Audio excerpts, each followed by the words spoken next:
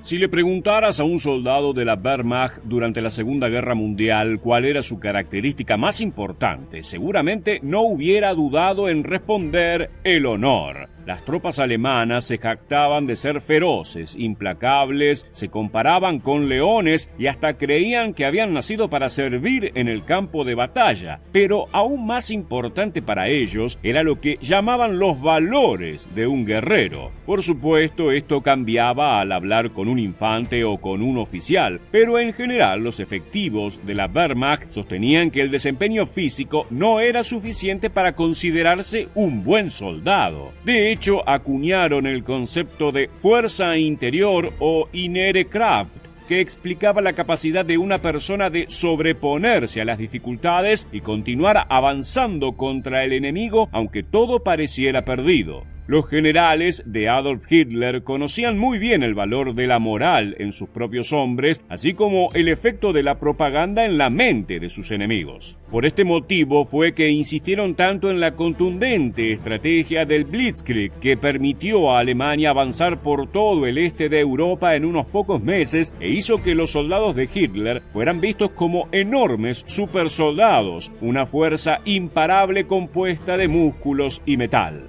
Pero más allá de su enorme autoestima, los efectivos de la Wehrmacht tenían también su opinión sobre los británicos, soviéticos, americanos y otros aliados que enfrentaron durante el conflicto más sangriento de la historia y llevaban estos prejuicios a la batalla, para bien o para mal. En este nuevo episodio de Historia Militar te contaremos cómo veían los soldados alemanes a sus enemigos, cuáles creían que eran sus virtudes, sus defectos, a quienes respetaban, menospreciaban e incluso temían.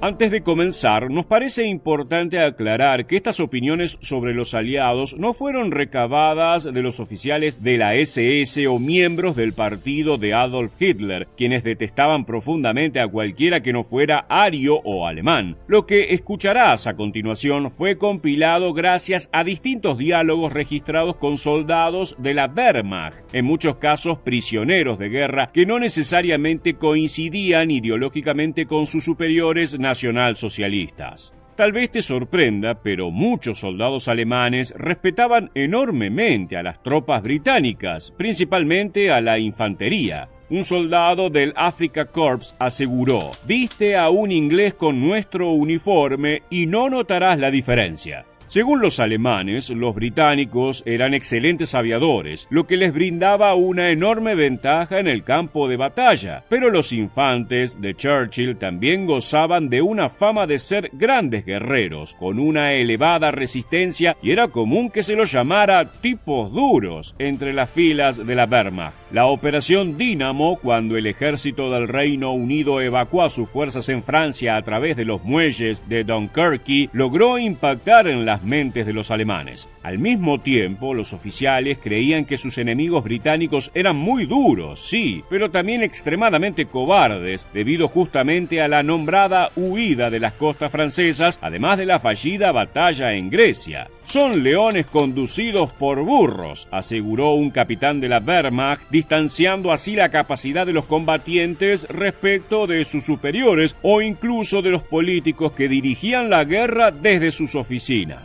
Los soldados británicos eran vistos como hombres eficaces, bien entrenados en combate a distancia, pero generalmente débiles en el cuerpo a cuerpo. Por sobre todo se los calificaba como disciplinados y justos, aunque al mismo tiempo los alemanes consideraban que esto era una debilidad, ya que la doctrina impartida en la Wehrmacht era que un soldado debía poder tomar sus propias decisiones sin tener que depender siempre de la orden de un superior.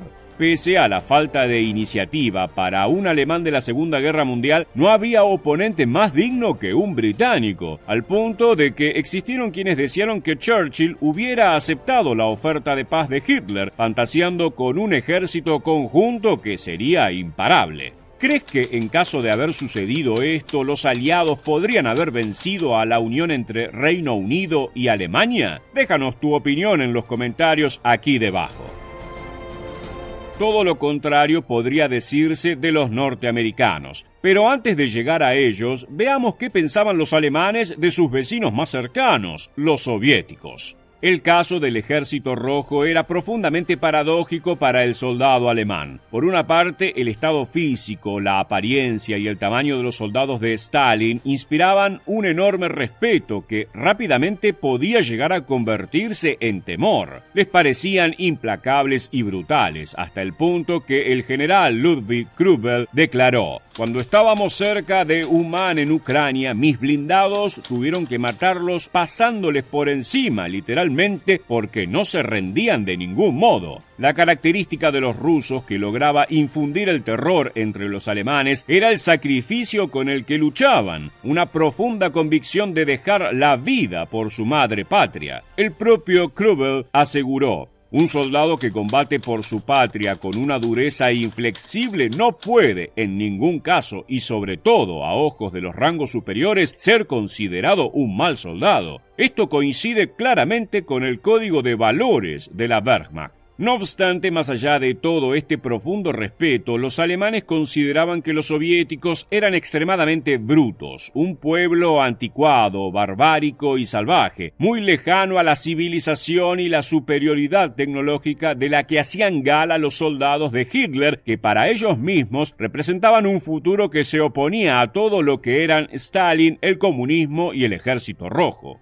Aún así, nadie podía caer más bajo a los ojos de un alemán que los norteamericanos. Preferían incluso a los soviéticos, por más anticuados que fueran, ya que los consideraban guerreros. En el caso de Estados Unidos, los soldados de la Wehrmacht creían que lo único que tenían era tecnología y armas, pero que carecían de todas las cualidades y valores respetables en un par o en un enemigo. De hecho, el apodo para los norteamericanos entre las filas alemanes era los cerdos, que si bien contaban con superioridad numérica y material en términos de armamento o vehículos, carecían de disciplina, entrenamiento o eficacia. Incluso los oficiales alemanes no mostraban ningún respeto por las Fuerzas Armadas de los Estados Unidos. Para ellos, los norteamericanos ganaban tan solo porque lanzaban oleada tras oleada de hombres directo contra las líneas enemigas, hasta que lograban romper las defensas. Uno de los ejemplos que evidencian este pensamiento fue el propio desembarco de Normandía, cuando las fuerzas aliadas perdieron 10.000 soldados, mayormente estadounidenses, debido a que la estrategia era lanzar a los infantes contra los búnkeres en la playa. Para la Wehrmacht, esta táctica demostraba el poco interés que tenían los generales en las vidas de sus propios hombres, lo cual les resultaba un tanto desagradable.